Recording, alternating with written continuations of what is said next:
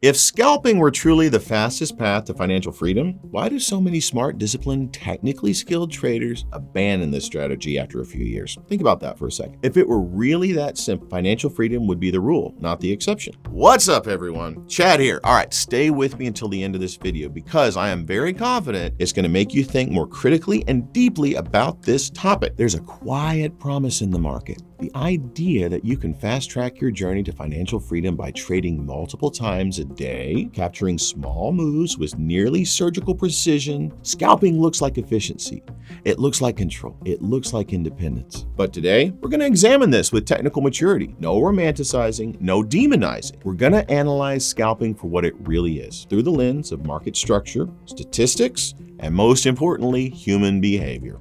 Because in the end, financial freedom isn't about speed, it's about sustainability.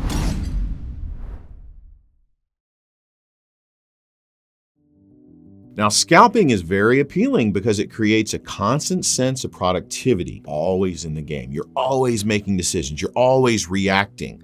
And for many experienced traders, this creates the perception of accelerated progress towards financial freedom. But hear me, activity is not the same as wealth building. From a technical standpoint, scalping is one of the most demanding trading styles out there. You're working with tight targets, your tight stops, high frequency, and often some level of leverage. That means your margin for error is very, very small. Spread, slippage, transaction costs, micro execution delays start to compound and directly impact your results. Unlike position or swing trading strategies where time can help a thesis play out, in scalping, time is friction. Every second adds noise. Every decision requires near absolute emotional control. And here's a point many traders overlook: continuous psychological pressure. See, scalping demands intense focus for extended periods. It requires accepting repeated small losses. It requires not increasing position size after losing streak. It requires not getting aggressive after a winning streak. In other words, it demands above average emotional maturity. Now, does that mean scalping can never lead to financial freedom? No, of course not. But it rarely does when it's treated as the only source of wealth growth. Large players do use ultra short-term strategies. Sure, yes, they do. But they operate with institutional infrastructure, lower costs, algorithmic execution, and access to order flow that retail traders just don't have. It's a different game. For experienced investors, the real question isn't whether scalping works. It's whether it works within your capital structure, within your discipline, and your risk management model. And here's what really matters. Scalping only contributes to financial freedom when it's treated as a tool,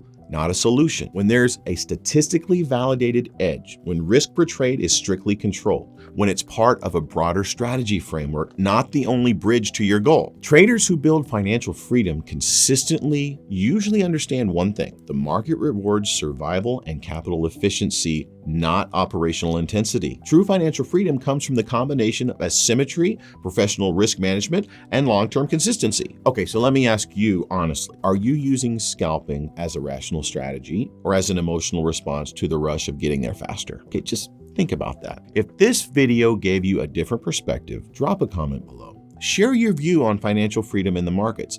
And if you want to deepen your strategic understanding of risk, structure, and real dollar-based wealth building, follow Zero Mark. We don't sell speed, we build clarity. See you in the next video.